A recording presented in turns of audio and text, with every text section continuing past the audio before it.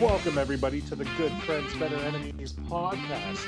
As always, I'm one of your hosts, Tyrone, and I'm joined by the always beautiful Jay. How are you today, Jay? I'm doing tremendous, my friend. How you doing, pal?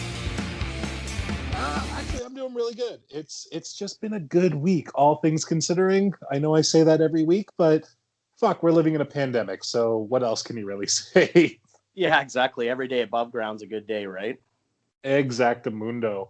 How's your week been, though? Anything of note happened? Did any superstars retire over the last couple of days or anything like that? Well, speaking of being above ground, we're going to talk about a particular performer who spent most of his career digging holes and taking souls. The Undertaker retired on Survivor Series Sunday. Just full disclosure for everybody, folks, that we're recording this podcast a little bit early for the release. So we've just had a couple of days to digest the Undertaker's retirement. And got to be honest, I mean, I adore the Undertaker. He's my favorite character of all time, probably my favorite performer of all time.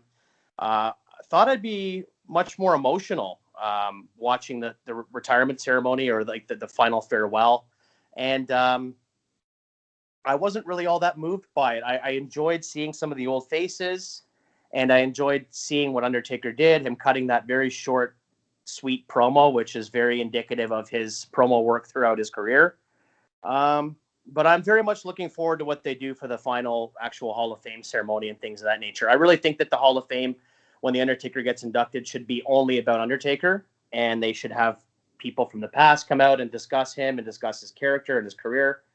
But for what they did, I thought it was pretty good. I could have done without the Hall of Famers and legends coming out. I could have done with just the promo and him coming in and coming out and then saving all that for the Hall of Fame. But all things considered, I thought being in a pandemic, they did a great job. Yeah, the one thing I will touch on there that you said is when he goes in the Hall of Fame, I agree. It really should just be him. The only other person that I would accept would be Kane going in the same year as him. Yep. Because their careers are completely intertwined with each other. That being said, though, I didn't hate the legends coming out as much as you did. I thought it was nice that we saw some faces we haven't seen in a while, like seeing the Godwin, seeing Savio Vega. That was a nice little touch. But it was weird to me that they all came out, they all hugged, they all high-fived. And then we went to a video package, and then it was just Vince in the ring, bringing out Taker, which I thought was great. If there's anyone that's got to bring out Vince, it's Taker. Or sorry, if there's anyone that's got to bring out Taker, it's got to be Vince. Yeah. And I thought that aspect was fantastic. I really did like his promo. Thought it was short, sweet, to the point. Really enjoyed the Paul Bearer hologram. Thought that was fantastic. But I can see why somebody like you who... And don't get me wrong, I love The Undertaker. I think his gimmick is one of the best we've ever had. Nothing will ever touch it again. I think it was perfect. I thought the send-out was exactly what it needed to be. Would it have been better if there were fans in the crowd? Yes, but we can't do that right now. So I think they did the best with the situation that they could have. No, I agree 100%. And I just want to clarify, I didn't hate seeing the legends. That's not what I meant. I just sort of felt that for the way that they presented them, other than them sort of having just an entrance and just being in the ring to really do nothing other than have an entrance, I thought it would have been okay to save that for say, a Hall of Fame ceremony. I was happy to see them. Like, don't misunderstand me. I love Savio Vega. I love the Godwins. I love seeing some old familiar faces, but I would have been okay without that. That's all I'm saying. Him coming out and just cutting that promo and going back would have been more than enough for me, I think. Yeah, the only two that were kind of weird to me were I feel like everybody pranked Kane and we're like, yeah, we're all going out there in gear. And then he showed up in full gear. Yeah. And he also just didn't look happy about it either. And I didn't get Jeff Hardy. I get that they had that ladder match and it really helped put Jeff Hardy onto the next level. But again, when I think Undertaker, I never think Jeff Hardy. I don't think so either, but I think had we not been in the pandemic that we're in, that maybe Jeff Hardy wouldn't have been there. I think they were just trying to get some bodies in the ring, to be very honest about it. I'm glad that he was there, only for that reason, that ladder match really did put him on the map in so many ways. But all things being equal, had they had the ability to have everybody there that they wanted, I think it would have been much different. I would have loved to, I know you hate Bret Hart, but I would have loved to have seen Bret Hart there. I think that, he's the first guy the Undertaker ever touched in a WWF ring. So to have him there would have been really cool. Even somebody like a Coco Beware would have been nice. The $1 Million Man would have been really neat.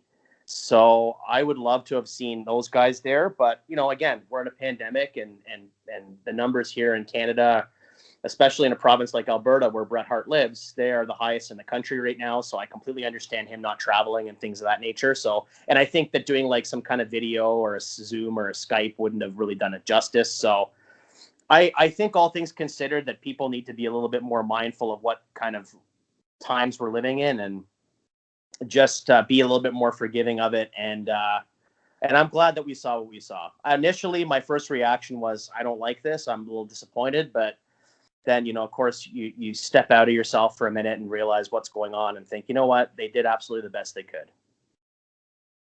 Yeah, the one that kind of surprised me that wasn't there, other than, yes, I don't like Bret Hart. It's well documented, but that would have been great to see him for the reasons that you just mentioned. But I was actually really surprised we didn't get Bruce Pritchard as Brother Love. That one kind of shocked me. He's with the company. He was backstage. Why the hell didn't he come out? I really don't know. I think, again, it's just a matter of picking and choosing. And I think that we all have to be mindful as well that this is going to be a much different story come whenever we're able to have people in attendance, no matter what the number is. I think they're going to wait until they're able to give him a proper Hall of Fame send-off. And I think you're going to see all those faces at that time. And with that being said as well, I will absolutely guarantee, unless there's something catastrophic going on in the world, I will absolutely be in attendance for that. There's no chance I'll ever miss the Undertaker's Hall of Fame induction. That's a bucket list thing for me. Were you shocked that we didn't see Stone Cold Steve Austin at all? No, because we got and actually that's a great point. Once you bring that up, actually, I was going to get to that was, I thought that the Broken Skull Sessions one more round right after the Final Farewell blew away the actual Final Farewell. I love the Final Farewell now in hindsight looking back on it, but that conversation they had for about 2 hours was just phenomenal. And they're still just scratching the surface of the Undertaker's career. I feel like they could do this like once a year, have Undertaker on and just like do more and more stories. There's just so much, if you'll pardon the phrase, meat on the bone with his career that I just loved it. I thought it was great. And I also liked that they got a little tipsy by the end of it. You could tell, the Undertaker was, laughing and had that kind of, buzzed kind of smirk on his face and stuff. I loved it. I thought it was great seeing them, just a couple of old guys that were in the trenches together, just having drinks and reminiscing. I thought it was outstanding. I mean, I agree with you. I haven't completely finished it yet because every time I thought it was done, it just kept going. It was a lot longer than anything they have ever filmed before on that show. Yeah. I think I only have about 20 minutes left, but from what I've seen, it's fantastic. All right. I could sit and watch that. I could sit and watch the two of them tell stories I could sit and watch for like a 4 or 5 hour show. I mean, I know that maybe I'm not exaggerating. I mean, their stories are so great. I could sit and watch for hours and hours and hours. I just loved it. So I hope they do more. And I hope that The Undertaker comes back again and they talk more. I'm sure that they will. I mean, it seems to be a pretty successful show on the network, this Broken Skull Sessions. So I really hope that they do more of them with The Undertaker. Oh, couldn't agree more. And I just really want a Canadian distributor to get the Broken Skull IPA so that we can all finally try it up here too. Yeah, me too. I can't wait to try it. I know they sell it in Buffalo, but doesn't make any difference right now in the world we live in. Not at all. Well, one last thing I want to touch on with The Undertaker before we move on, and that is, do you think we're going to get one more WrestleMania match out of the man, or is it over? It's over. I'm fairly certain it's over. I really feel like the amount of documentaries and content we've got on the network, coupled with what we saw this past Sunday, I really think it's over. I really don't think we're going to see another match. And, you know, if you'd asked me before Survivor Series, and you know that I'm the biggest Undertaker mark in the world, if you'd asked me before Survivor Series, if I wanted to see one more match, I would probably kind of tend to say yes. I want to see one more, just selfishly as a fan. I'd love to see him one more time. But after seeing the final farewell, and actually especially the Broken Skull sessions, which had such a profound impact on me watching it, I'm just so content with his career being over, and I'm very content as a fan to look back with fondness and great memories, and just be as much as he's content with being retired, I'm content with him being happy with his retirement. And I think that's something that comes from the last Riot documentaries as well, is you seeing that he was grappling with the being content with his farewell and being content with his ending. And as long as he's happy with it, I'm happy with it. I couldn't have said it better, man. I think we should do one final toast to The Undertaker. I know you've got a glass of wine over there. I've got a beer here. So an air cheers to Taker. 30 years, well done, my friend. Moving on, though, this is now the part of the show where we go into This Week in Wrestling History. Jay, you want to start it off for us this week? What do you got for us? Well, I have actually today the 47th birthday of Christian. Now, he's from the Toronto area, Jay Resso. He was born on November 30th, 1973. And just wanted to quickly touch on his career.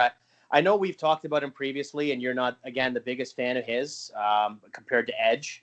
But I think he had a phenomenal career. I thought he was an overachiever in terms of what he accomplished. He was part of some of the most innovative matches in company history.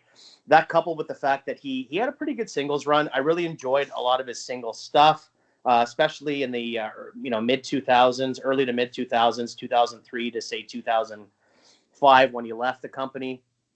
I thought he did a good job with variety of different angles he was in. And then, of course, coming back, he had that incredible feud with Randy Orton, where he played the heel, even though he was coming off as sort of a sympathetic friend to Edge's retirement. I thought it was really well done. His career was cut short. I think that if we could have gotten a couple more years of Christian had he not had the concussion issues. But I really think he's very underrated in terms of his contributions to the business. Oh, you'll never hear me argue the fact that Christian is underrated. What you said earlier about me not being the biggest fan of him, you're kind of right, because Edge and him always get lumped together, and I've always been a diehard Edge head. And to me, Christian was kind of like the little brother tagging along, which we already had Owen Hart. We don't need another one. But that being said, I love the fact that you said that his run from 2003 till 2000, whenever he left the company, that actually just gave me a pop. So well done, sir. Yes, sir. I really enjoyed it. I thought it was quite well done. Yeah, I mean, thinking about stuff like I just remember that swerve at WrestleMania 20 with Christian and Trish against Jericho. I thought that was super fun. The passion that may have been my favorite thing that he ever did. That storyline was fantastic, except for the gross makeout at the end of the match. You know what, though? I also didn't hate the Tyson Tomko stuff too, when Tyson Tomko was his eater. I remember this one segment where he was doing a rap when he was facing John Cena, and he's like, Tomko, throw me a beat, stuff like that. That stuff like that makes me laugh. There's one thing about wrestling that I really enjoy is, I mean, I love all of wrestling, but one of the biggest things I really enjoy about it is occasionally when you're watching, especially back in that era, or even the Attitude Era. I know neither one of us are the biggest fans of the Attitude Era, but you had these moments occasionally where you just had these laugh out loud moments. You don't really get that anymore, but some of the humor sometimes, even if it was juvenile, was so unexpected, and especially like so out of character for certain people's personas. I think that Christian was a very undervalued performer in the business. Yeah, 100%. One of the most underrated ever, really. So happy birthday, Jay, from all of us to all of you. We love you. And he means Christian, not me. Well, yeah, fuck you. Here we go. Well, on that note, my little piece of history this week would be 41 years ago today, Antonio Inoki beat Bob Backlund for the WWF title, but this championship reign was never ever recognized by the WWE. A week later, Backlund had the title, and it was like it never happened. I feel like it was just done for the fans in Japan, for the people there live to say that Inoki held another belt because he is one of the greatest legends ever. But it was never recognized in North America. I don't fully understand why. Jay, you got anything to say about that one? I don't have a lot to say about it other than the fact that I think that it sort of is indicative of the time, and even like back to the like mid to late 90s, maybe like, right before the internet kind of was, I guess, becoming popular, like 94, 95, it was kind of becoming mainstream. But I think before that, you used to be able to hotshot titles here and there just to appease crowds, do something special for people that are in attendance, and it wouldn't get out to the mass audience, the wrestling culture. I mean, you had the newsletters and things like that, but it certainly Yeah, wasn't. if I'm not mistaken, I think that happened with Ric Flair and Carlos Colon in Puerto Rico at one point too. It might have happened there. Yeah, it's happened a bunch of times. Even in the WWF, it happened. They would have somebody, drop a title one night at a house show, and then 2 nights later they'd have them pick it back up. So this is stuff that's happened throughout history, and I think that, to your point, I think it was definitely done to sort of satisfy an audience, and to put the title right back on him makes a lot of sense to me. I mean, if it's not going to hurt the product, I mean, North America is not going to really know what's going on. So I really think that it's done in a way to kind of like add some extra value and sort of make the people who are in attendance that night, whatever the title may be, in this case, Inoki and Backlund, make them go home feeling like they saw something special. I think it's cool. And I actually think it's something that's missed in the business today. Surprises are so incredibly difficult to pull off these days. I mean, I think I can't remember the last surprise that I really got from wrestling. Even like Edge's return at Royal Rumble in 2020 or 2019, or sorry, 2020. It was, Yeah, that was this year, bud. It's just been a long year. No, it has been a long year. Christ. No, it's. I mean, that one was kind of held close to the vest. Like, will he be? Will he want? Will he not be? I think the last genuine surprise that I had was AJ Styles' Royal Rumble debut. Because you had heard that he signed with the company, but no one really expected him to pop out at number 3 in the Rumble. I think a lot of people also assumed that he might have gone to NXT as well. So exactly. All right. Well, I don't know. It's hard to say. It's hard to get and that's one thing for me. Like, I can say for myself, and I'm not trying to be, undercut anybody by saying this, but like, I used to be a subscriber to the Wrestling Observer, and Dave Meltzer does great work, and I'm not trying to be dismissive of him whatsoever. But I, as a fan, decided earlier in the year I was going to unsubscribe, and I was going to stop reading dirt sheets so much, because I want to go back to a time in my fandom where I'm surprised by stuff. I don't want to know what's coming all the time, especially when it's like returning legend or something of that ilk. I want to be surprised. I don't want to know everything that's going on ahead of time anymore. I'm getting to an age now where those kinds of surprises they're few and far between. They're fleeting with the superstars that we grew up watching. So if I'm going to get some more of those, I want to be genuinely surprised. Yeah, I couldn't agree with you more. I think that it's time for us to touch on our final point of this week in wrestling history, though, and it kind of ties in with the pay-per-view that we're doing today. And that was 10 years ago today. Caitlin Celeste Bonin won NXT Season 3. Now, this was back when NXT was a reality show with people trying to compete for a WWE contract, and not the wonderful, I guess for lack of a better term, farm league third brand that it is right now.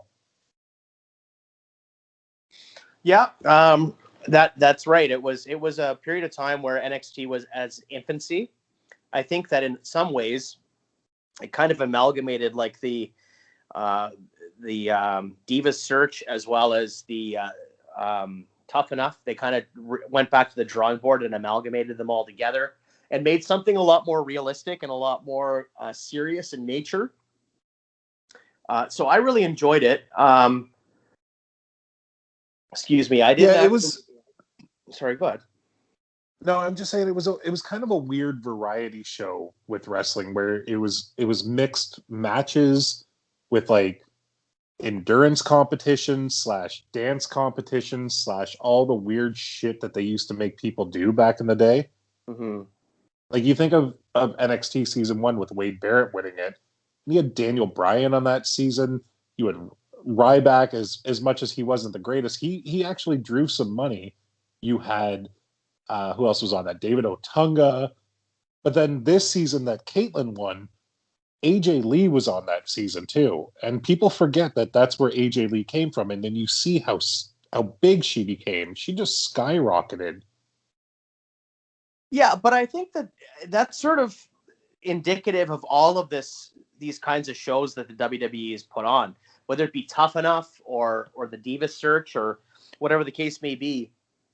So often the winner, actually, I would say that more often than not, the winner of the competition never ends up really doing a whole lot with the company. And there's other people that they find throughout the competition that they end up signing and nurturing and becoming stronger talents. And I think the reason for this is that so often the winners of these competitions are thrust into the spotlight so quickly, they don't have the opportunity to learn and to hone their craft. Whereas you might have other people that are in these competitions that they don't win the competition, but the WWE ends up signing them to developmental deals.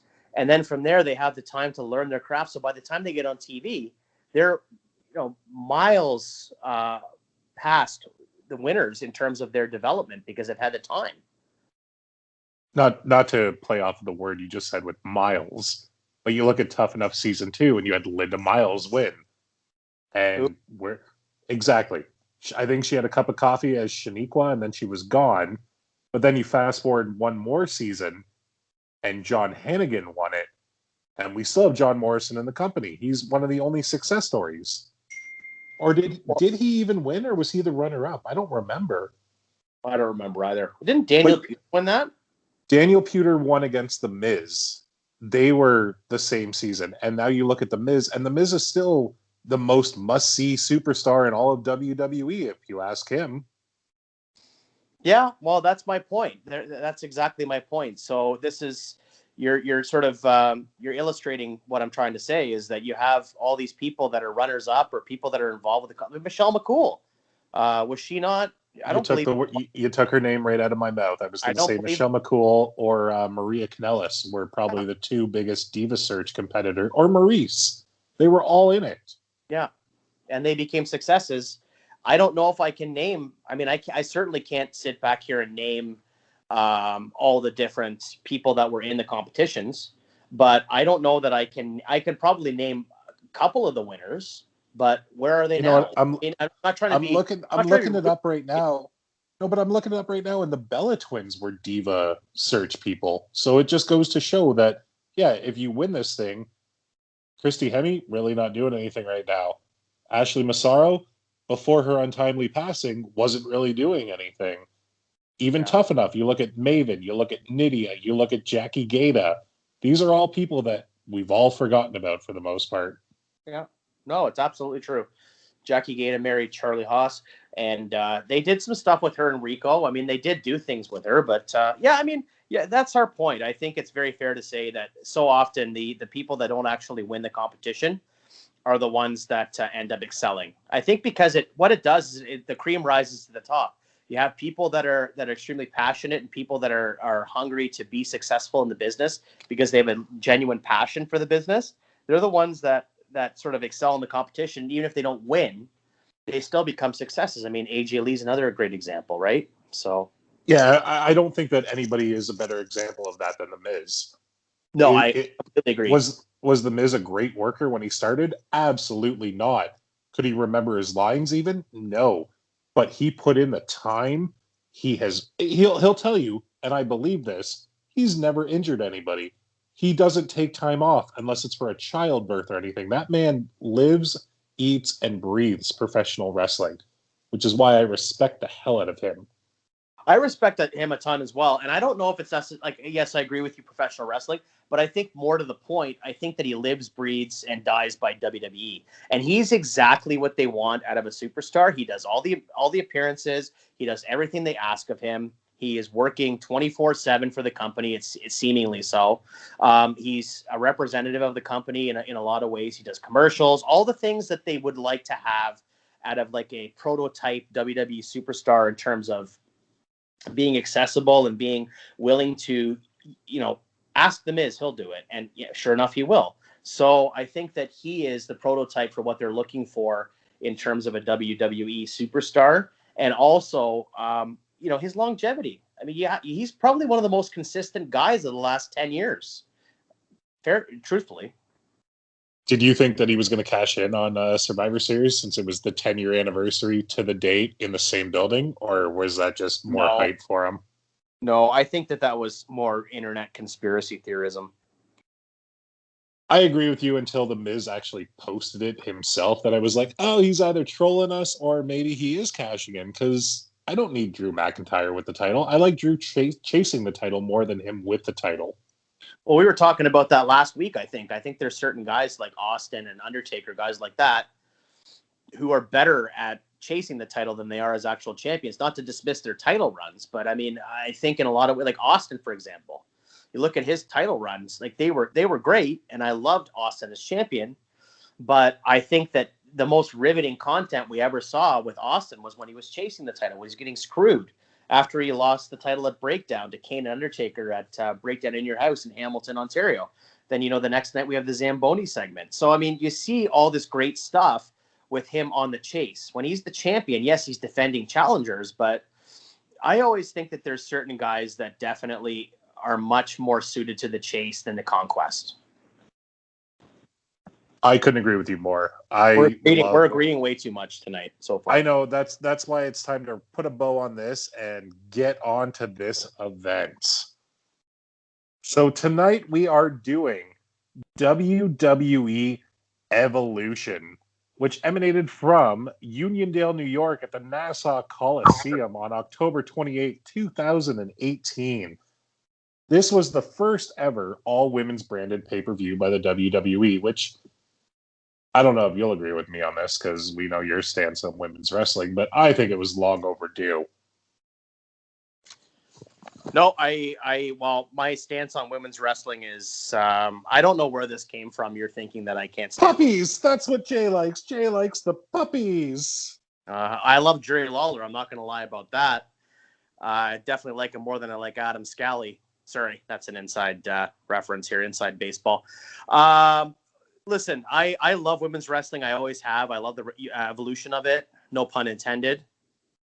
And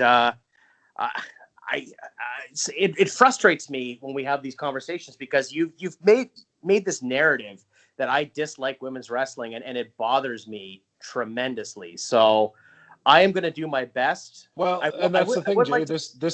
This is your time to put up or shut up. It's time to show me how much you like women's wrestling and how much you just don't care about the TNA and that you actually prefer the in-ring aspect of it. Okay, so why don't you tell me a little bit about your love of women's wrestling? I'd love to hear a little bit about that. I have subscriptions to all the Shimmer networks, Glow. I prefer... You know what? If you want, I can put my wife on the goddamn thing right now, and she'll tell you that I prefer women's wrestling over men's wrestling because the in-work rate is way better than most of the men these days.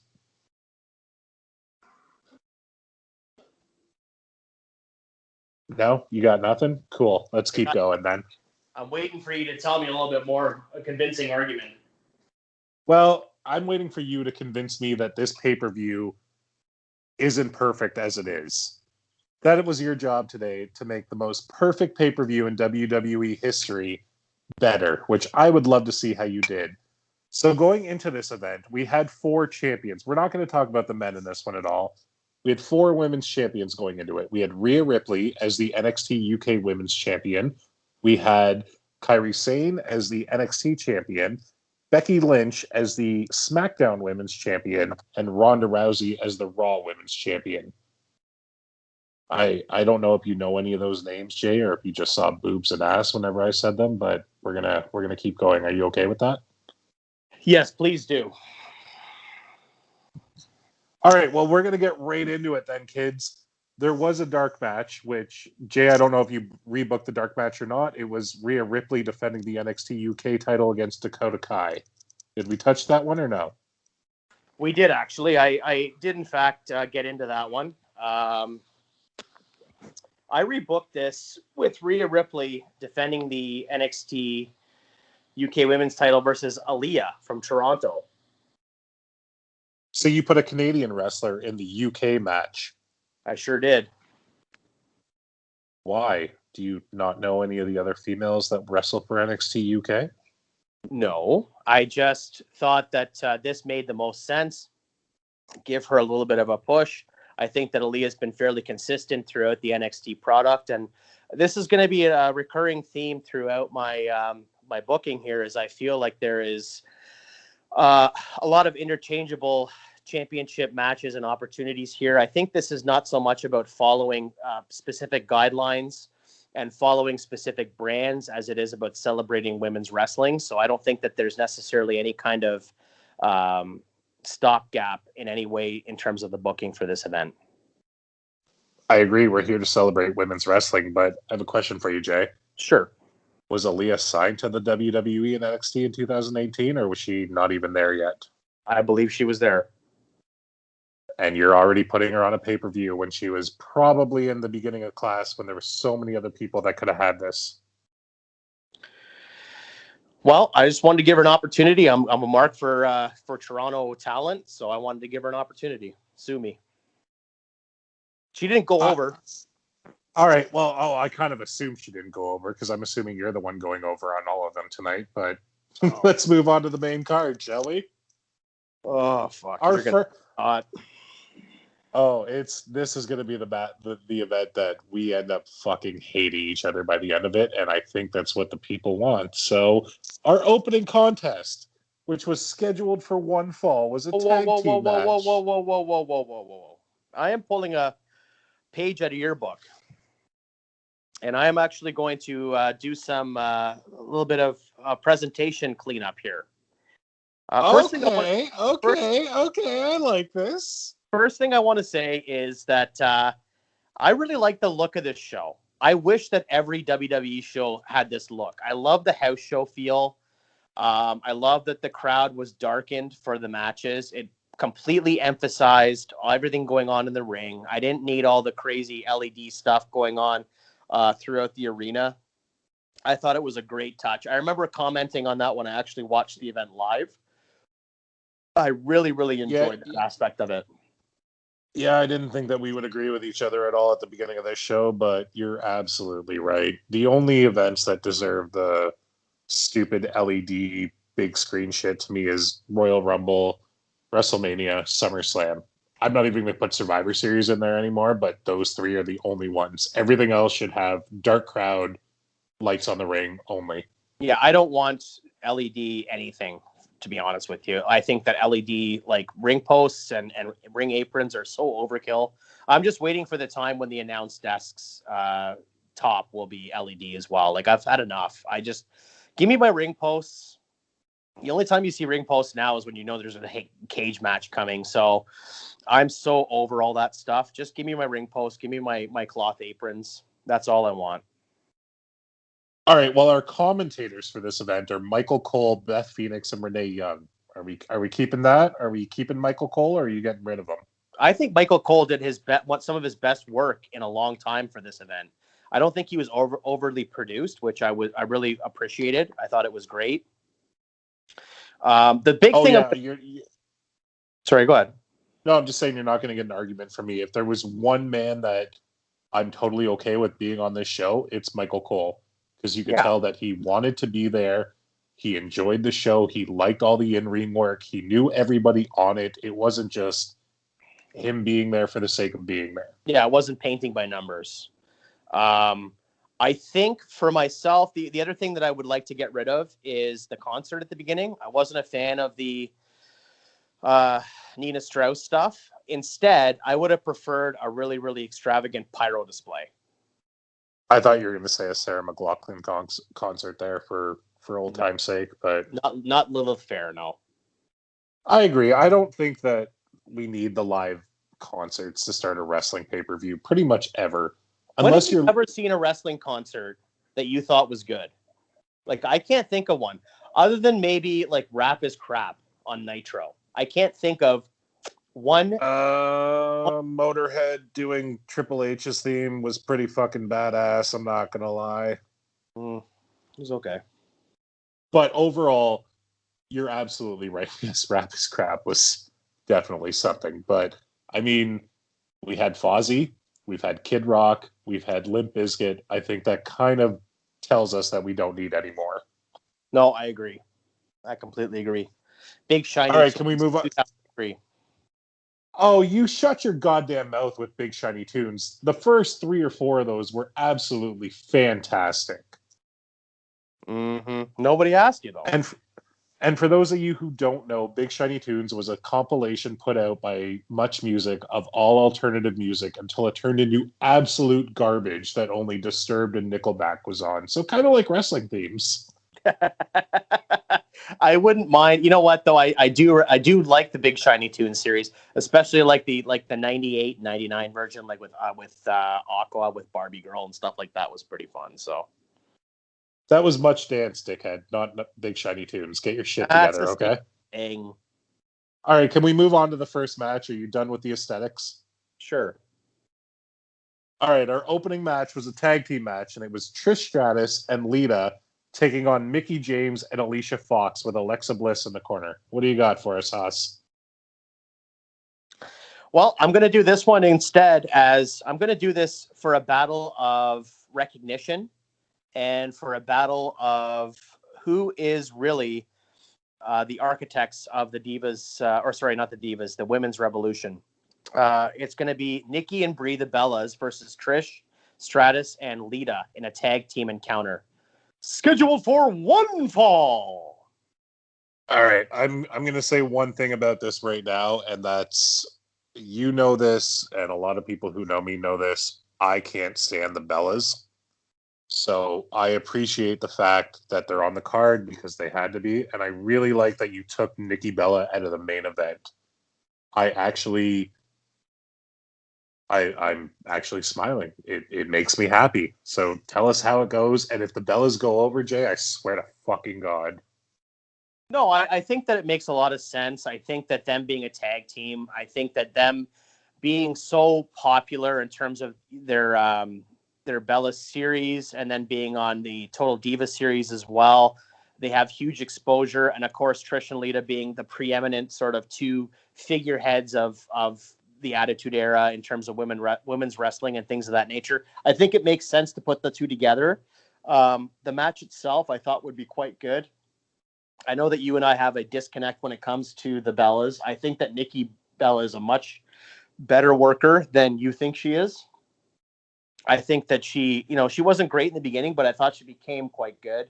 And her title run throughout like 2014, 2015 was really good. I think that she is.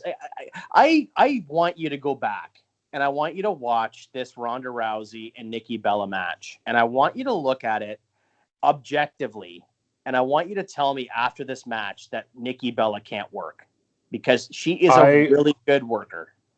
Jay, I watched this match at about 5:00 this morning just because we had a conversation about this yesterday or the day before, and you told me that, and I still can't get on board. I will say that Nikki is a way better worker than Brie, which blows my mind because Brie is married to the best male worker in the company. But I cannot get on that Bella train. I get it. Nikki and Brie have this, they have the same face essentially, but they were the face of women's wrestling for a little while, which is why I'm happy this evolution happened to get us away from the Bellas and to bring us into actual good in-ring work and not female Lex Luger.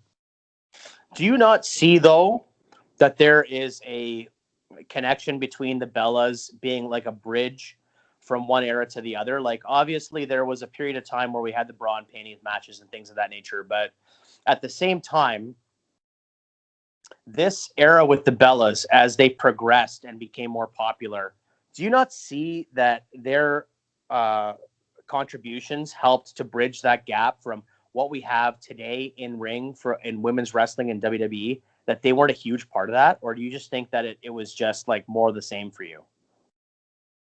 To be honest with you, I can see why they were a big part of that, but they were also part of a group of women when they started who were starting to get an evolution going. Like, you look at your Michelle McCools, you look at your, for a lack of a better term, I guess, Maurice, you look at your Victorias. They were still doing the bra and panties matches, but they were trying to have competitive matches. I think the Bellas got lucky that they were the only ones that stuck around. Well, I disagree with that completely, because I think that the women's evolution really started with Trish and Lita. So Okay, yeah, no, you're not wrong there. You're not wrong there, and you Okay, can also throw the Jazzes and the Jacquelines in there as well. So that was the beginning of it. But when you're saying that they're kind of tying together two different generations, I'm saying the Bellas are the only ones that stuck around. They're the only ones that.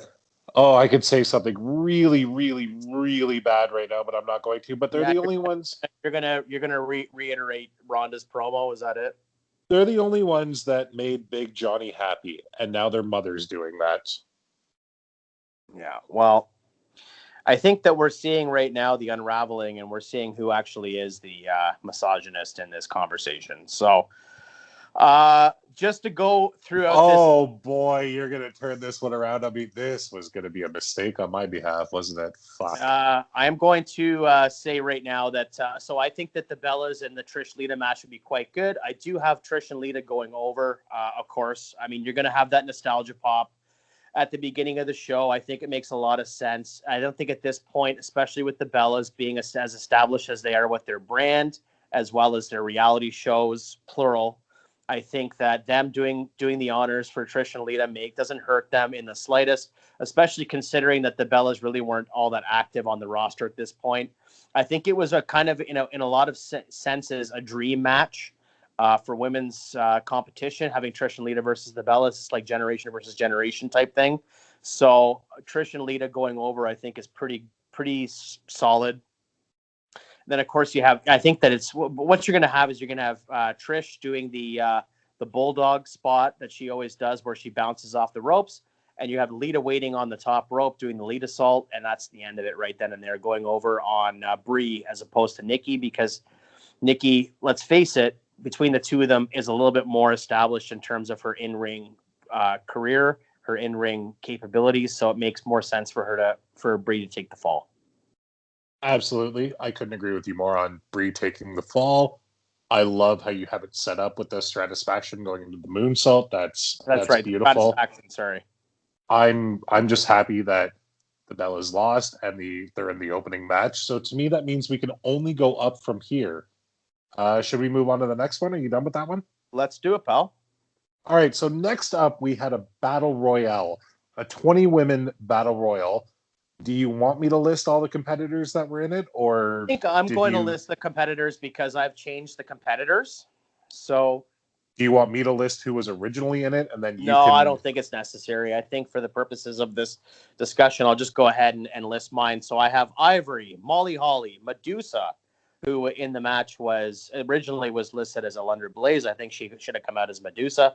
We have Kelly, Tori Wilson, Naomi, Sarah Logan, Alicia Fox, Carmella, Zelina Vega, Tamina, Ember Moon, Lana, Maria Kanellis, Mickie James, Dana Brooke, Nia Jax, Peyton Royce, Billie Kay, and Kyrie Sane. And I have... okay, hold on. I got a couple of questions here. Sure. You have Kyrie Sane in this Battle Royal. I do indeed. So we don't have an NXT Women's Championship match on this. We do have an NXT Women's Championship match on this. But Kyrie Sane was the champion. She was not. Yes, she was. Yes, she was. But that's rebooking that I'm going to get into later on. Okay, that's fine. My only question is, Zelina Vega, are we 100% sure that she was with the company at this time? Yes, she was in the Battle Royal. Oh shit, she was. Okay, never mind. Watched it last night, pal. Yeah, keep going. So, I mean, I'm not going to get into the particulars of who eliminates who and things of that nature, but suffice it to say that Kyrie Sane ends up going over by eliminating Nia Jax. There's a bit of subterfuge. Nia Jax gets tangled up with Dana Brooke. They're having a bit of a tussle, and then she's on the ropes, and Kyrie Sane comes up, and she had been knocked out of the floor through the second rope earlier in the match, and was kind of knocked out from being so small and all the different people in the ring. So you have Kyrie Sane come in, and she throws Nia Jax over the top rope with a lot of effort, and she ends up being the winner of the Battle Royal, who goes on to win a title match for the brand of her choice. Okay, I see what you did there. I like it. I mean, I do have to ask one question because it's a battle royal and it's always kind of a fun spot. Who do you have going over first? Like, who's the first elimination? I think I kind of tend to keep the beginning of the battle royal the same in terms of Peyton Royce and Billie Kay coming out and cutting that silly promo, talking about people in Long Island with their silly accents and things of that nature. And then you have them thrown out first just because they disrespect all the legends in the ring, plus all the current talent. So I would kind of tend to keep the beginning of the match the same. The Iconics are so underrated in my book. They were not only amazing on the mic, but they're both talented in ring, and they only keep getting better. They should have had a much better run with the women's tag titles that they got down the road, but that's not on this event. I do got to take a little bit of issue with you calling her Medusa and not a Lunder Blaze. Because with the Fed, she's a Lunder Blaze. I get it. They own all the rights, but I grew up watching her as a Lunder Blaze. I didn't watch WCW as a kid. Yeah, that's fair, and that's something I went back and forth on, like while I was writing this out, and like, to be honest with you, I kind of sort of thought the same thing, but then I'm watching her come out, do her entrance, and I'm watching her Titantron. Remember Titantrons? How awesome those were. God, they were the best. That was the best part of watching or playing like the first Smackdown games on PlayStation.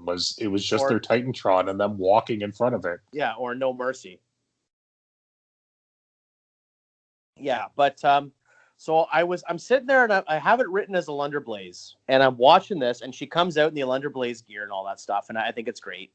But then I start seeing like the clips of her Titantron behind her while she's walking out, and you see all this incredible footage of her in the NWA in the 80s, like the Crockett era, and I'm like, you know what?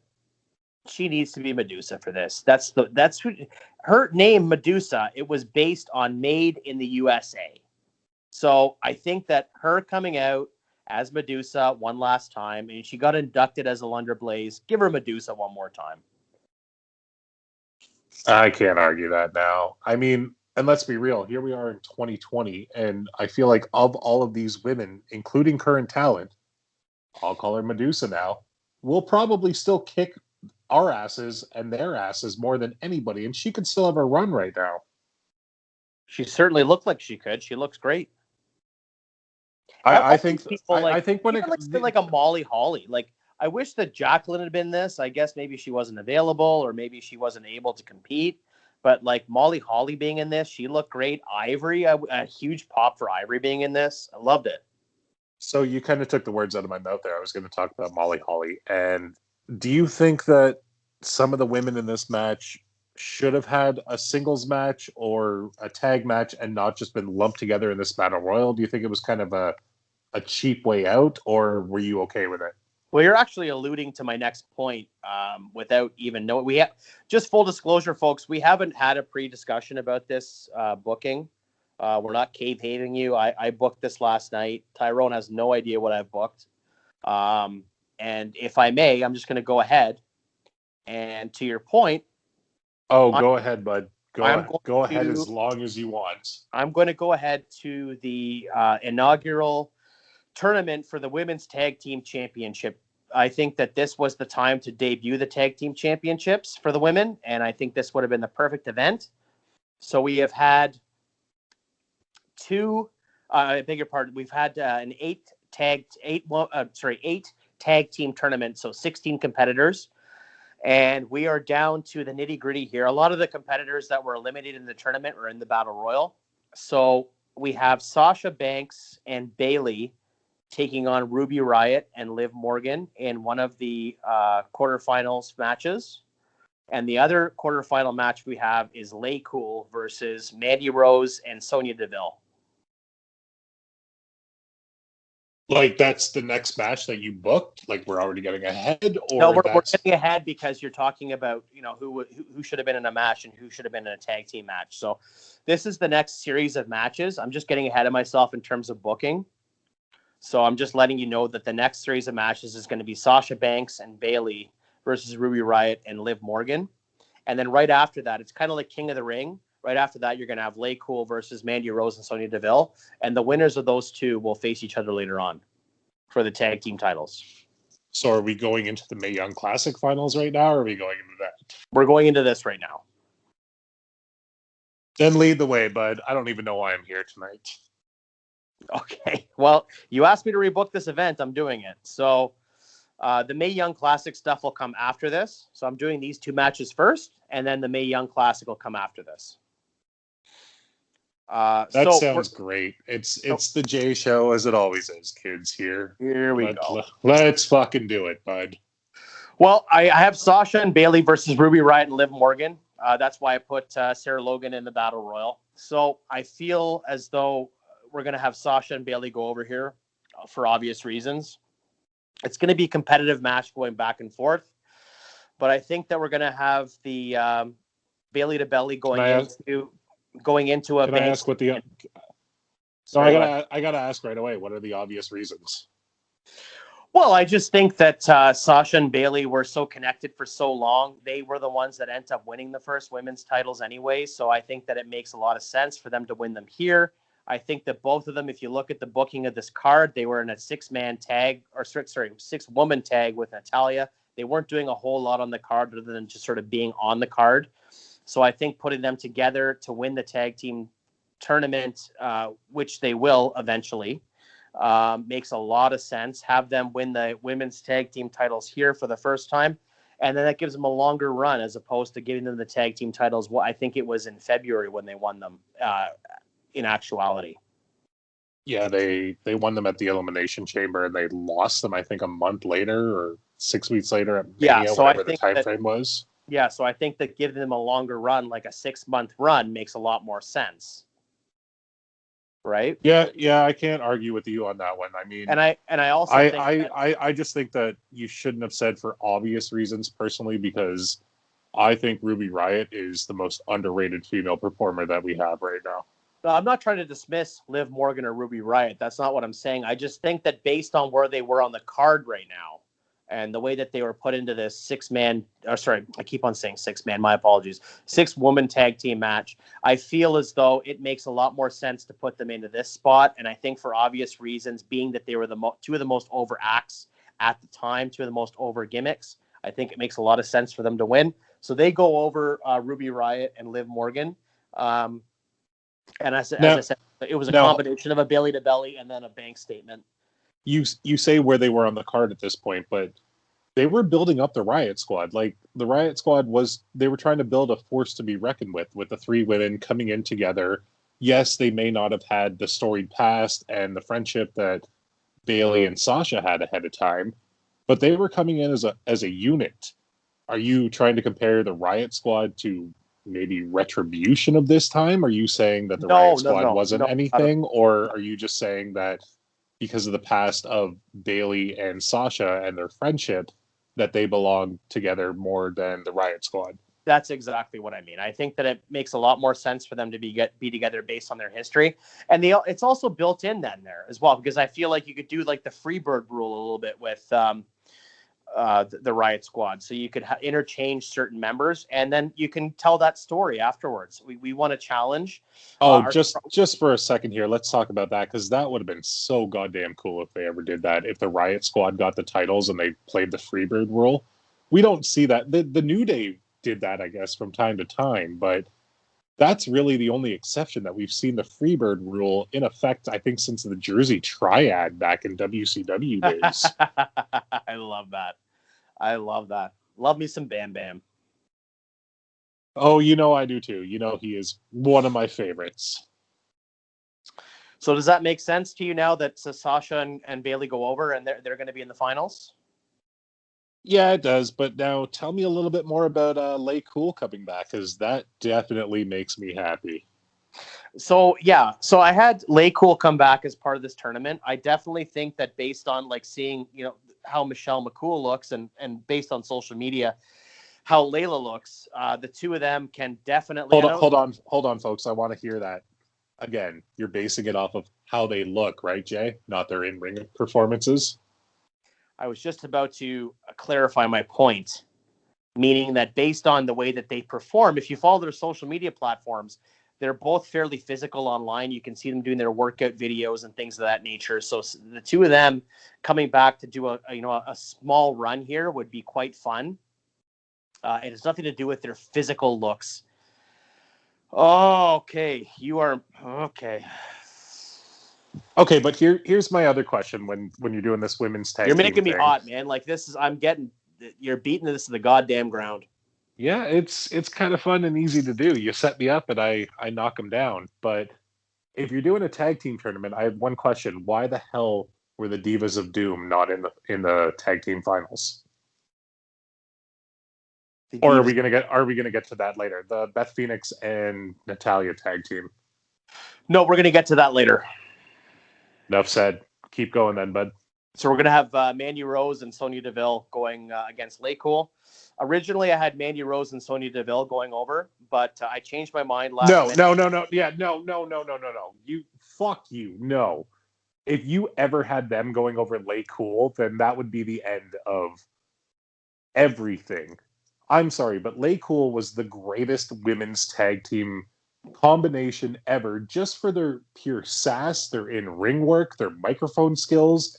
Just the Piggy James alone, as horrible as it was fantastic work on their behalf. Well, if you'll let me finish my goddamn point. I was going to say originally I had them going over because they're doing the honors for the younger generation. But with that being said, I reevaluated and thought that Mandy Rose and Sonya Deville weren't quite at that level yet where they were going to be able to put over, or sorry, to get over on Lay Cool. So I had Lay Cool win the match. And I have in the finals, I have Sasha and Bayley versus Lay Cool in the finals. And that's the finals of the tournament. And that's where the younger people go over. I completely get that. Because if you had done Lay Cool losing to Mandy and Sonya and having Mandy and Sonya versus Bayley and Sasha, yeah, I don't understand how Mandy and Sonya even got this far in the tournament. I would love to see your tag team brackets on this and see what kind of jobbers they had to beat up to get there. But I didn't do bracketology for this. Suffice it to say, there were other people, as I alluded to earlier, that were involved with the Battle Royal, that were tag teams that were eliminated. No, I think that maybe a year and a half or so later, maybe Mandy and Rose and Sonya Deville might have been at that level where they could have gone over Lay Cool. But I definitely think that Lay Cool being, again, not a nostalgia act, yes, but at the same time, to your point, a phenomenal tag team act. They were a women's tag team before there was women's tag teams. So to have them go and have a competitive match, do their phenomenal job of selling and hot dogging for the crowd, and then have them do the job to Sasha and Bayley, I think crowns Sasha and Bayley so beautifully for them to have the first ever women's tag team titles. Is that what they did for you? They hot dogged for you? They made your hot dog happy? Was that why you used that reference there, bud? Have you had dinner yet? No, I might have a hot dog later, but we'll talk later. I was thinking maybe I'd give you a knuckle sandwich. Send it to you through Uber Eats. So, Jesus Christ. So that's what we're doing there. Try not to pop. You have, oh, Jesus. You have Bayley and Sasha going over and winning the tag team titles there in a new tournament a little bit earlier, but I think on a much-deserved pay-per-view. Does it not make sense to have the women's tag team titles debut on this pay-per-view, though? Absolutely it does, especially considering that they debuted them and then they almost turned into a joke again for a while. They totally did. So I think that it makes a ton of sense, especially on this pay-per-view with all the reverence. You have Lay Cool doing the honors for Sasha and Bayley, but it's not like a popcorn match. It's a really, really competitive match.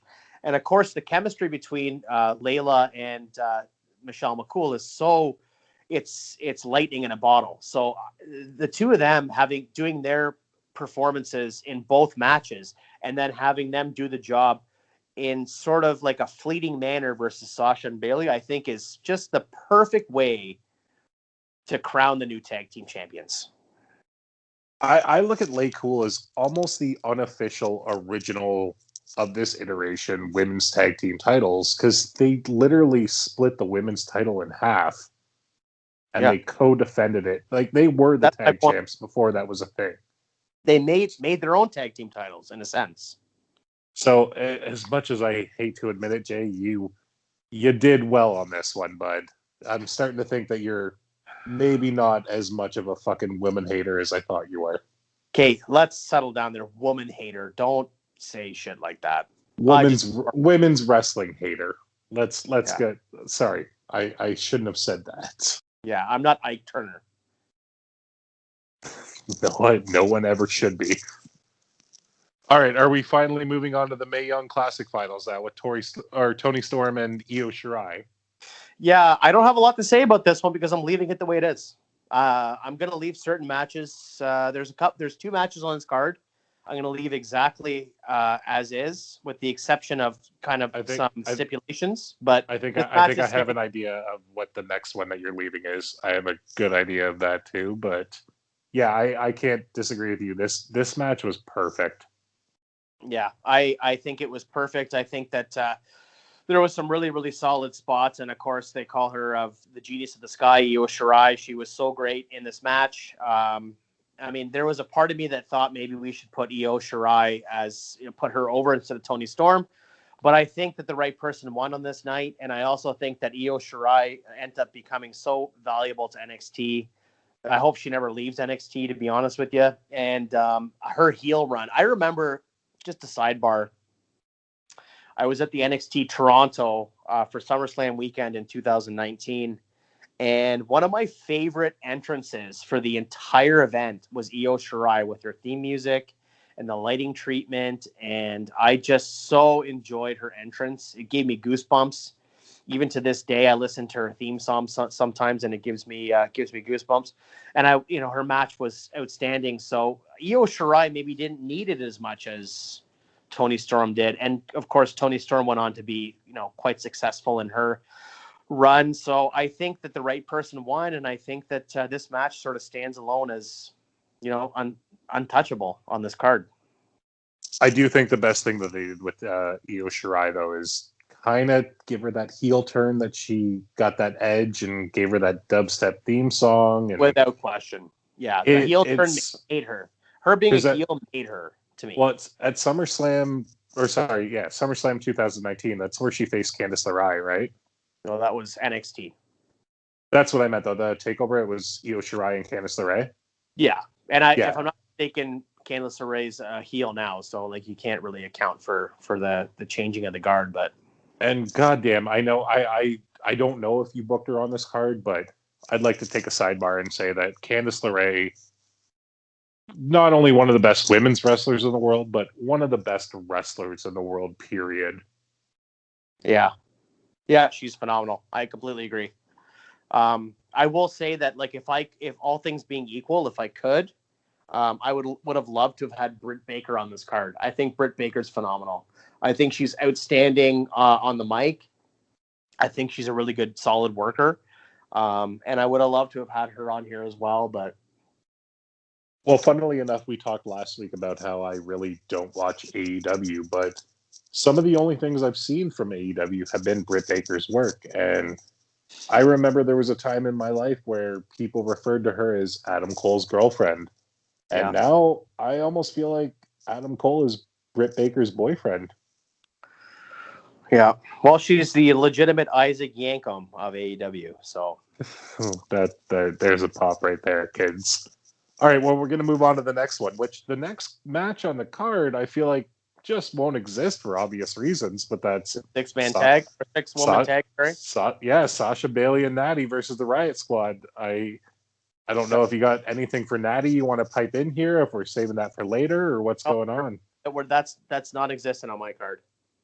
All right, then we're moving on. We have Shayna Baszler winning the NXT Women's Championship from Kyrie Zane, which you've already done something with this, so I would love to hear the backstory on this one, bud. What do you got for me? Well, as I said, I rebooked this going back to NXT at SummerSlam weekend. So Shayna Baszler retains the title from Kyrie Sane. And I also alluded to the fact earlier that we are going to do matches and we're going to do cross-brand stuff here because I feel like it's more to do with women's wrestling and women's evolution than it is to do with brand specificity. Absolutely. If that makes sense. I don't think the brand split had anything to do with this. It was just let's showcase the women. So I had Shayna Baszler defending the NXT Women's Championship versus Natalya. Okay, I think that this is probably going to be the match of the night. Yeah, it might be. I love the idea of this match. I think that Shayna Baszler is so incredibly talented. She came from an MMA background, but she ended up becoming just a phenomenal in-ring worker. You know, she held on to the title. She also had that fear factor. I feel like in a way, Shayna Baszler was almost like the women's NXT equivalent of Brock Lesnar. She had this fear mentality to her. The other NXT women's superstars were so intimidated by her. I think that it's a phenomenal way they presented her. I think that in so many of the cases, when you see people come to the main roster, they lose what they had in NXT, and I think Shayna Baszler is one of them. I love the idea of Natalya wrestling her, you know, coming from the main roster, although she had phenomenal matches in NXT previously. Natalya is like the unsung hero of the women's division. So you have Natalya going up against Shayna. And the way I envision this match ending is Natalya has the sharpshooter on Shayna. Shayna reverses it and then gets into her the Karakuta clutch. And that's kind of the end, all she wrote for Natalya. I think that that's fantastic. I mean, I'm pretty sure that during Survivor Series weekend when I was doing the live stream with Tyler, he mentioned that Natty is kind of the female Chris Jericho. And there really is no better way to describe her other than maybe saying that Lance Storm is in that category. But what I'm saying is us Canadians just do wrestling better than a lot of the Americans. Bret Hart, for example. Owen Hart, for example. Fuck Bret Hart. Lance Storm. But I said Lance Storm. Get with it, but at the same time, I can't argue this one. I would actually really love to see this match with NXT's version of Shayna Baszler and not the watered down version she became when she came to the main roster. But this is beautiful. I love you for it. God damn. I think it's a really good match. That one. I think it's a really good match. And again, like I think that it would be a case at the end with Natalya locking in the sharpshooter and then having Shayna figure a way out of it, maybe pulling an ankle and then getting into the Karakuta clutch, locking it in tight, and just Natalya not being able to reach the rope and just having to tap. I just think it's a beautiful story, and especially with a Hart, Natalya having the lineage of being part of the Hart family, I think that she knows how to sell it. I think it'd be a phenomenal match.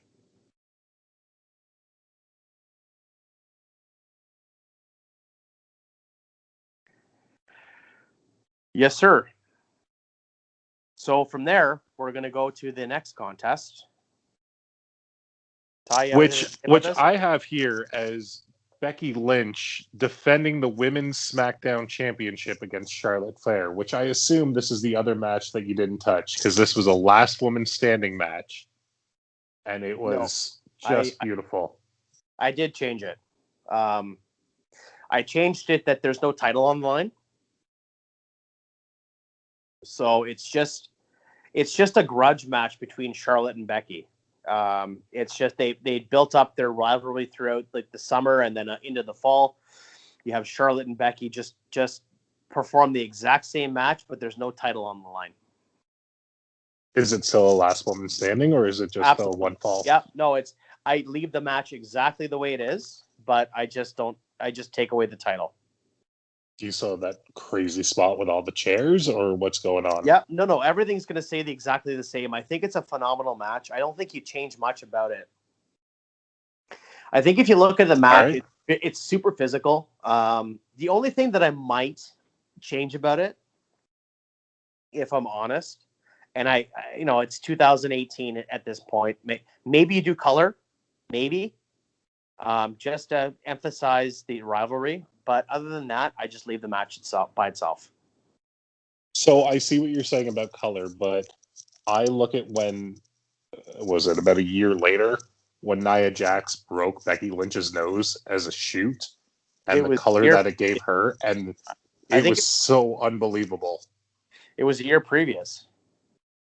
No, because she was doing the man gimmick. Oh, no, she was doing the man gimmick during the Nia Jax thing, so it was a year later, was it not? I'm pretty sure. I don't remember. Or was it the same year? Was it a month later? I don't know. You know what? I think it was a month later, because if it was a year later, it would have been last year, which makes no sense, does it? Here we go, folks. This is live entertainment for you. This is us like Googling on the fly here. Oh, anyway, I love what you did with this by keeping it, because Becky Lynch and Charlotte Flair, you can't say many bad. I know that I have had my issues where I'm not the biggest Charlotte fan, because I feel like she got where she is because of her name, because her brother wanted to be a wrestler, and then his untimely passing, and she took on the torch. But she has come into her own. If anybody has learned on the fly, to a degree, how to become a professional wrestler, it's Charlotte. And she is absolutely killing it every goddamn day. Yeah, just for posterity, it was 2018, not 2000. Yeah, it was a year. It was like 3 weeks after what we were talking about for Becky's bloody nose, which was one of the greatest spots for her. I mean, unfortunately, it took her out of the match with Rousey, but yeah, but it couldn't have been better for her in terms of her career. Absolutely not. She went on to main event WrestleMania 4 or 5 months later. And to your point about Charlotte, I completely agree. I do think that this is my biggest issue with Charlotte, and it's not Charlotte. It's just the booking of Charlotte. My biggest issue is that it took her dad 30 years, give or take, to win 16 championships. It's taken Charlotte about 5 years. 5 years to win 12. 4 years to win like 8 or 9. Oh, I think she's in double digits now, bud. Especially for coming NXT. That bothers me, and that's the part that's not even like a Charlotte issue, or a women's issue, or a men's issue. That's just a wrestling issue. I think that everything is just done way too fast now. And I think that there's another big facet to this in terms of wrestling in general.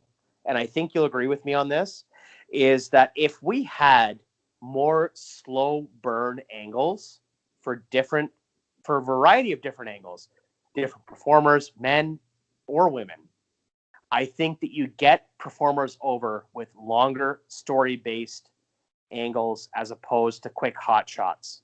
And that's fundamentally my biggest issue with today's product. Everything is done super fast. I mean, look at Rollins and The Fiend in the Hell in the Cell. I know I'm getting off topic, but okay, it's funny that you bring up The Fiend there, though, because I feel like if there's anybody in the current product who, in at least his own mind, is doing long-term booking, it's Bray Wyatt. Because you look at, I don't know if you're caught up to the product right now, but him and Orton are kind of doing a feud again, and they're bringing up him burning down the cottage or the cabin or whatever it was a couple of years ago at Mania, and that keeps being brought up. So I feel like it's not the story doing, or it's not the writers doing that, it's Bray Wyatt doing that. And he deserves a lot of credit on that.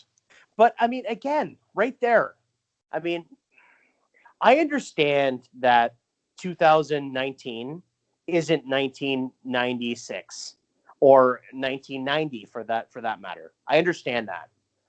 But why can't I don't understand why you're talking about 2019 when it's 2020 and this event was in 2018. If you'll give me a little bit of rope here, I'm going to make my point. I'll give you enough rope to hang yourself there, bud. Because we're talking about The Fiend right now on a sidebar. I don't understand. I don't understand why you can't book Bray Wyatt like you booked The Undertaker. There's no reason why you couldn't do it. Back in 96, Monday Night Raw, I just was listening to a podcast about this. Back in the day, you used to have The Undertaker. He'd be on Raw once a month, once every 6 weeks.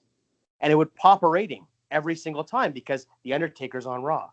Why do you have to have The Fiend on Raw or on SmackDown? Whatever brand, maybe both.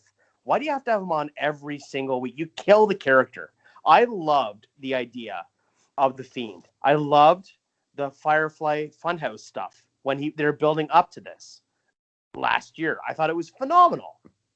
But what do? You overexpose him and you completely kill it.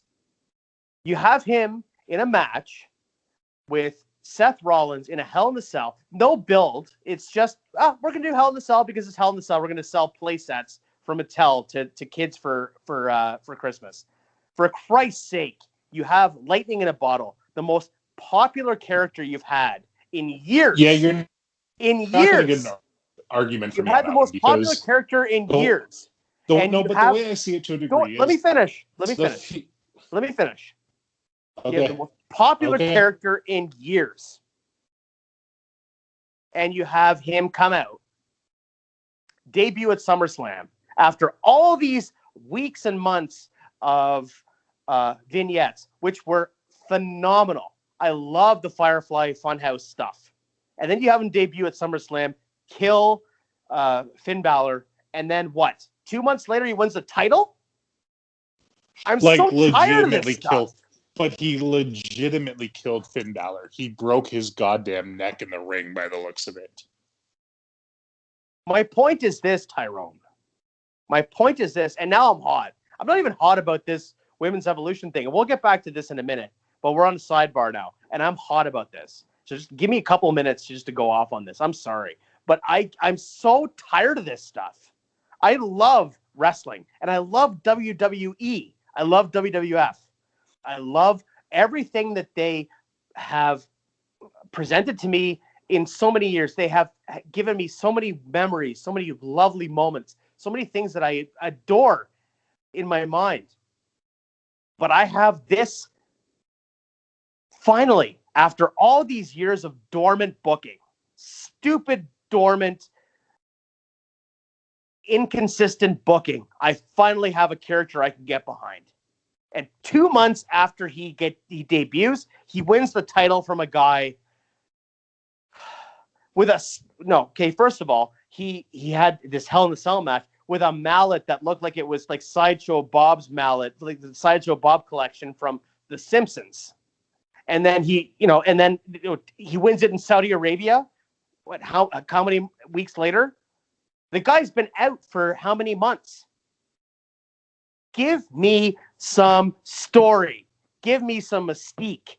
Give me some gravitas presentation. Okay. Hear me out here. We're off track here. I apologize. No. I want to have this conversation because I completely agree with you. You look at the beginning of Bray Wyatt when he came in as Husky Harris. That character was fucking doomed from the beginning. We all knew that. He went away. He created one of the goddamn best things in wrestling history with the Wyatt family. It was fantastic. It was great in NXT, and it was one of the but it was one of the only things that when it came to the main roster, it was still good. It took a little while before it got watered down, but everything that he did in that character, it's almost like he was taking notes of it. And then you bring on the Fiend and you bring on the Firefly Funhouse, and it's quote unquote him trying to get even with everybody that wronged him. And I think, like I said, I don't think that this is the storytellers of WWE doing that. I think that this is Wyndham Rotundo as a human being realizing, I need to do this. This is long-term booking. I am from a wrestling family. I am from royalty. This is what the people want, and he is smart enough to know that. And you look at what he's doing now, he's bringing in Alexa Bliss, who really wasn't doing much. She had a tag team that was kind of fluttering. She was a talk show host, and now she's the best thing on Monday Night Raw with fucking Bray Wyatt himself. They are doing amazing things right now. I get what you're saying about him winning the title a couple months later, bringing the character back. It should have been a slow burn, 100%. That should have been WrestleMania, him winning the title, and it just ending. But it wasn't, because we don't have the say in that. That was them wanting the Saudi Arabia money, having to give them a pay-per-view, and also realizing that they kind of had to pull the trigger on this because fans were getting him over a lot more than they expected, which kind of to a degree was the same with the Wyatt family. Bray has always been that guy that us as the marks are going to always love him, or at least root for him, because he can't do much wrong in our eyes. I don't know if you agree with that or not, but that's kind of how I feel. First of all, I need to apologize because I got so heated. It just bothers me. You know what? No, I don't apologize. I take that back. I don't apologize whatsoever. But also to what you were saying about him wrestling on Raw and SmackDown every week, I think that we've seen the Fiend on Raw or SmackDown in a match, not just the Fiend. I'll just say Bray Wyatt 3 times in an actual match since that character has been part of it. I think they are kind of protecting it to a degree, but also they're doing something weird with this one that we haven't seen, where it's almost like a playoff of Pee-wee's Playhouse meets Mr. Rogers meets all the demons that we have inside of our heads over that. Right. Okay. Well, okay. I don't really recall exactly what I said, just because I feel like my rant was a little bit of an out-of-body experience. Jay went into a bit of a rage blackout there, kids. It happens from time to time. But okay, so I didn't mean to say that he's on TV every week, but he's on TV fairly frequently. I think he is on one of the 2 shows each week. He's on TV. He's on TV every week, but doing a Firefly Funhouse, which I think is fucking perfect for the gimmick now. I disagree, because I think that the Firefly Funhouse stuff was great when you had it weekly leading up to his debut. But having it weekly now, too much. Imagine, okay, let me ask you this. Hold on. Let me just get this point out before I forget. I think it's the complete opposite, that having him on TV doesn't ruin him, because he's doing something that no one else is doing, and now he's introducing new people to it. Like, how long were we praying for a Sister Abigail type character? And at first it was just a puppet, which we were all like, all right, this is dumb. We don't want this. And now he has Alexa Bliss, which is kind of the Sister Abigail. I always thought it should have been AJ Lee myself, but or even Paige for that matter. Okay, so let me ask you this then. Do you think the way that I understand life is different, the world is different, entertainment's different, WWE is different. Do you think that in 1990, if The Undertaker was booked the way that Bray Wyatt's booked right now as the Fiend, do you think The Undertaker would be having a 30-year celebration? But again, that goes to what you were saying about it being different times. We didn't have social media then. We didn't have the need for something new every week, because we only got syndicated TV back then. It was a very different time. That's my point, though. We don't need to see this character every week. You save it. It's the same thing with the Big Show. God, you cannot compare the Big. No, you can't compare the Big Show to the Bray Wyatt character. I can compare it in this way. That if the Big Show was kept special, as opposed to being out there every week and having all these stupid gimmicks, whether him being a heel or then the next week he's coming out and waving to the fans with his big, huge hand. You keep people special. It makes a big difference. Bray Wyatt, the Fiend character, should not be a weekly episodic character. It should be a character that is brought out every now and again. You never know what's going to happen. Jay, he's not a weekly episodic character. Just because he does a pre-taped segment every week doesn't mean he's a weekly episodic character. Yes, it does. No, it doesn't. He's not in the ring every week, either in his sweater or in his mask, destroying somebody or laughing. They're keeping him special by not having him in the ring. They're keeping him special by putting these segments out there, because we live in a day and age where things get forgotten very quickly. Like, look at... Yeah. All right. No. Prime example. Look at Aleister Black when he was doing the knock on my door thing. We were all like, who's going to knock on his door? Where the hell's Aleister Black? We haven't seen him since he got drafted. Bray Wyatt is still on TV every week. Yes, it's not in the ring, which I appreciate that it's not in the ring, but he's on TV. He's in our minds, and we're like, oh, what's he going to do next? Who's he going to go for next? Okay. Because I will concede the point. I will concede the point for one reason. I will concede the point for this one singular reason, is that I remember there was a period of time when The Undertaker wasn't on TV, on Raw weekly, especially leading up to, like, for example, the Buried Alive match with Mankind in Indianapolis at In Your House Buried Alive. Undertaker wasn't on Raw for that entire build, but they had vignettes building to it. I will give you that.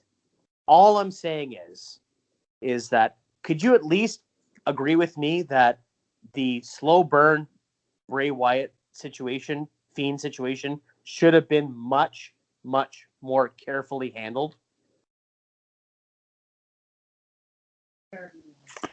Yes and no, but I also feel like it would have made you a lot happier if at WrestleMania 31 we had the Fiend, Bray Wyatt, or just Bray Wyatt at the time, versus The Undertaker in a goddamn Texas death match. That probably would have made you shit your pants out of excitement.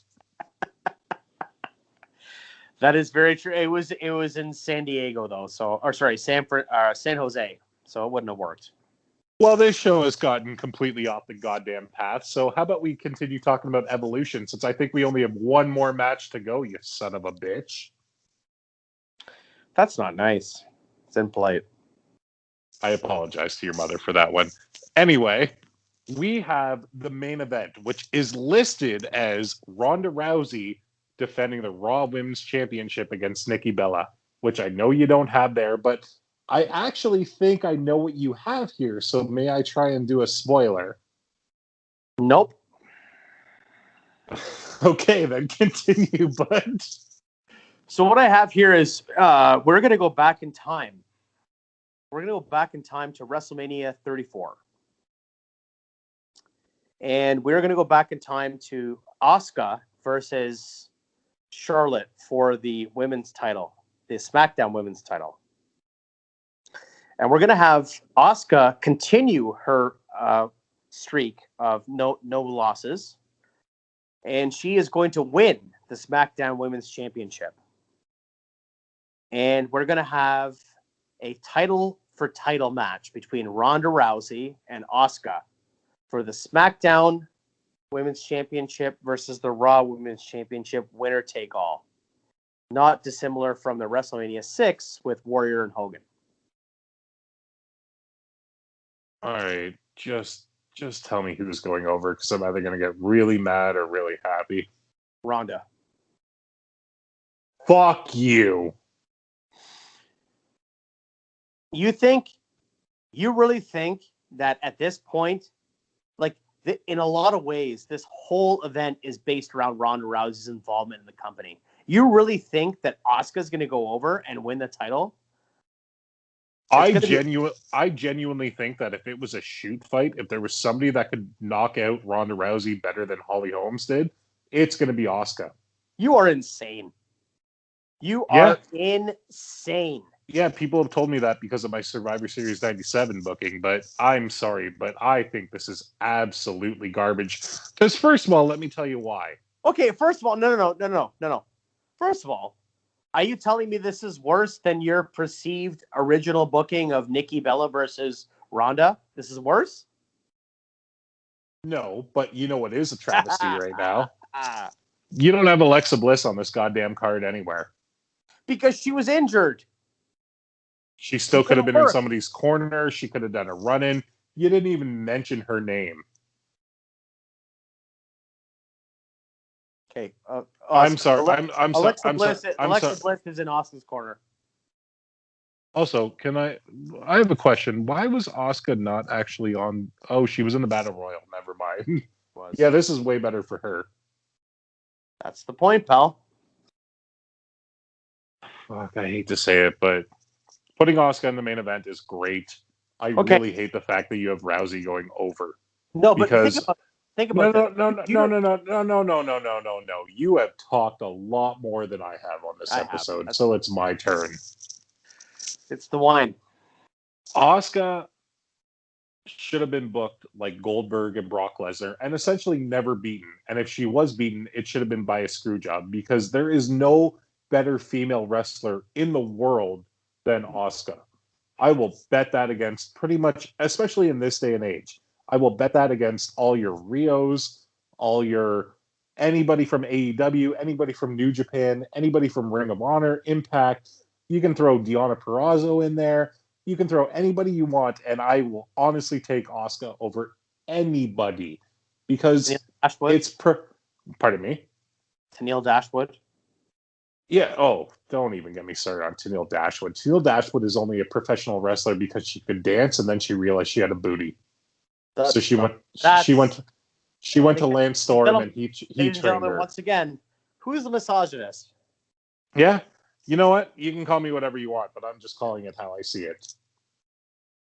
Tennille Dashwood is not a good female wrestler, in my opinion. She's not a good wrestler. That's Emma from WWE for everybody who's asking. She's not bad, but she's not good. But I can't believe that you have Ronda Rousey beating Asuka right now because if anything, you should have Asuka going over Rousey to be like, oh, she beat the unbeatable one. And then you can start the feud and then you can have Rousey beat her in a screw job finish. Because Rousey was only going to be with the company for another 6 months. So I think that this booking is an absolute travesty to wrestling of any gender. I think it's absolutely not, and I'll give you my reasons why. And I'll say this right now, very loud and very clear. So my thinking is that obviously Rousey was going to be okay. Let's not kid ourselves. I'm not trying to be a dick about this, but let's not kid ourselves.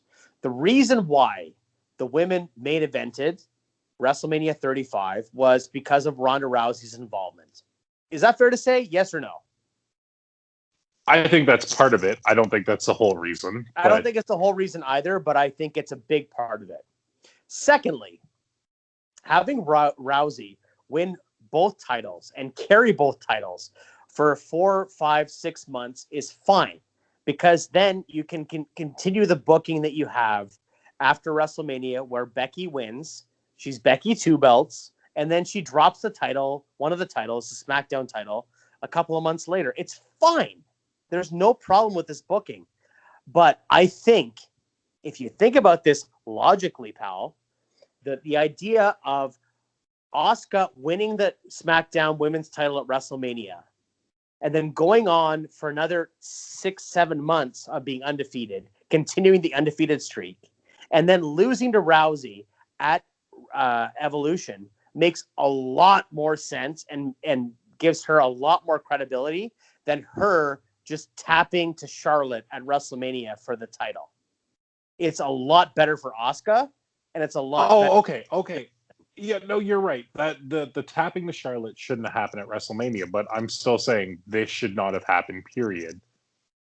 I'm never going to agree with you on this. Sure, this is better booking than Asuka tapping out to Charlotte in the second or third match at Mania, but for God's sakes, dude, you have essentially who was, I don't want to call Rousey a part-timer because she wasn't. When she jumped in, she was full force, but she was a rookie against somebody like Asuka, who is a legend. It would be like if you had, what was Savage's wife's name? Gorgeous George.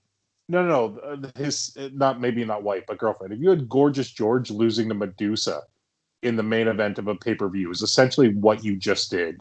I don't understand legitimately how you can think this way. I think that the booking was so strong. Do you remember watching WrestleMania 34?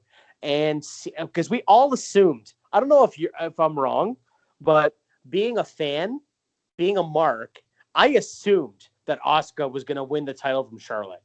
I assumed Absolutely. I thought the right? exact same thing, and I was really fucking pissed off when it didn't happen. Asuka taps, and her streak is over. And then for the rest of the year, she gets completely marginalized by the booking with being on the main roster. You have Asuka win the title at 34. Her undefeated streak continues. And then at Women's Evolution, you have title for title. You have Asuka versus Ronda. And yes, I agree with you 110%. Was Ronda the greatest worker? No. But she was legitimate. She was box office. She made sense. She was so much of everything they wanted to have as a women's evolution at the time.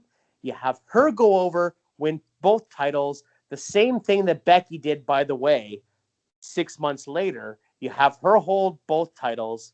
You shouldn't have to be on each show. She can be on one show each week, whatever. You can have one brand challenge 1 month, the other brand challenge the next month, and then you have them drop the title, have her drop the title to Becky, and then Becky drops one of the titles to somebody else on the opposite brand later on. I don't see how this is bad. I think this makes Asuka look so strong.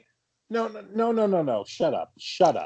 The way that you are treating this right now is the way that, so Asuka was undefeated for what, 900 and some odd days in NXT, and then she comes up to the main roster and she still keeps that going. The way you're doing this to me is how they did Brock Lesnar beating The Undertaker. Brock didn't need it in any way, shape, or form. Just like Rhonda didn't need this in any way, shape, or form, because she was already a superstar. If there was any person that she could afford to lose to, it was Asuka. If there was anyone she could put over, it was Asuka. It's just like, no, I'm talking. You don't talk right now. It's just like, why did Brock Lesnar beat The Undertaker? That was a complete and utter piece of bullshit. That should not have happened. The Undertaker didn't like it either. Exactly. And I'm sure that Asuka would not like this either. You are doing Asuka just the same way that they did Taker. And you love Taker so goddamn much. I hope you know what you're doing right now. You're insane right now. You're telling me that you think that Asuka, with her undefeated streak, tapping to Charlotte at WrestleMania 34 and Charlotte retaining the championship is better than what I'm doing right now? You're insane. You're insane. Why don't you put a goddamn stun gun in their hands? I mean, go Goldberg right now too. You're killing the goddamn business right now. This is fucking bullshit. I hate every bit of this.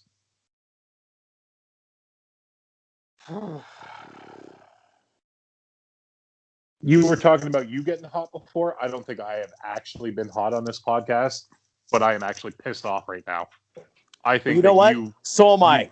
I think your idea of this booking and how much you hate this booking just blows my mind. That you think that the way it actually went down, as opposed to this booking, like you are out to lunch, man. I've had enough.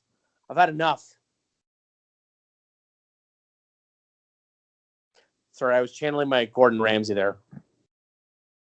That's fine. I got nothing else to say on this. You fucked up. Okay. I still love you. Yeah. Well, I guess that And what now? You still love me? Fuck you son of a bitch. Yes, I still love you, goddamn asshole. Thank you. All right. Well, I think that puts a bow on Evolution because I feel like if we keep talking about this, there will not be another episode because we'll just give up. Yeah. I got to say this, Jay. I made you sound like a terrible, misogynistic piece of shit a few times, and a lot of that was just for my own pleasure. I'm not going to lie. With the exception of the main event, I think you did a good job. You and I will never see eye to eye on that main event, but I think you booked a fantastic card. The only thing that I have an issue with is the fact that there's no Alexa Bliss, but like you said, she's injured, so I'll take it. I no longer think that you hate women's wrestling. I know that's what you wanted me to fucking say, so I just said it. Okay, let's not.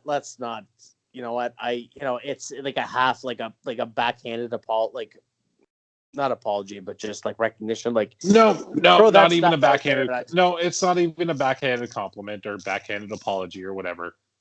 that's not what I wanted you to say. But I genuinely think that you did a great job, and it proved to me that you enjoy women's wrestling and you like it. And I'm sorry, I feel like I sound like I'm talking through gritted teeth right now. It's because that main event really pissed me off. But other than that, you did a good job, bud. Well, pal, thank you very much for that. That's really sweet of you to say. Like, so heartfelt and generous, and you're so magnanimous in your giving of my appreciation for women's wrestling. I can't tell you how much I appreciate it. So with that being said, yeah, what am I booking next week? Because next week you're booking something super fun. Oh, Jesus. Fuck you with that laughter. What the hell do you have for me?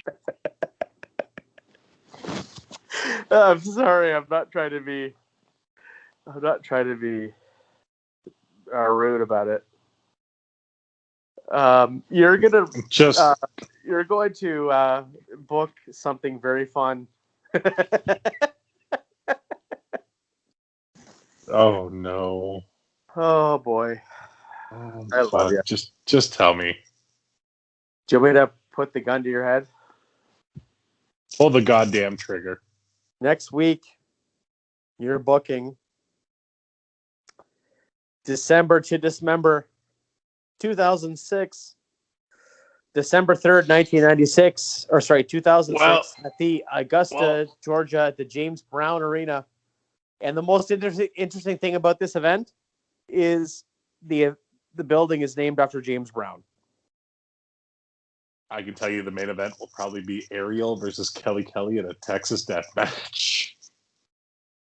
Can't wait. I mean, let's be real. That's going to be better than almost every goddamn thing on this. Oh, fuck you for this one. Fuck, we finally do something that's not just a WWE show. You give me an ECW show, and this is the first one you give me is the goddamn December to Dismember. This is your receipt. Because you have gone on record for some reason, and for Christ, like, I have no idea why. You have gone on record to say that I have some kind of dismissal of women's wrestling or that I don't appreciate women's wrestling. I just booked a fucking 5-star card. So I just booked that. Yeah. And now I'm definitely this is your receipt, pal. Fuck you. Yeah. Book this. Yeah. And I don't swear. I don't swear on this podcast. And you know me, Tyrone. I'm not the kind of person who swears. I never swear. It's very, very seldom that I swear. But seriously, fuck you. Book this. Can I take it back and say that you love women's wrestling and I don't have to book this? Would that make it any better? We'll find out next week, ladies and gentlemen, on the Good Friends, Better Knees podcast. My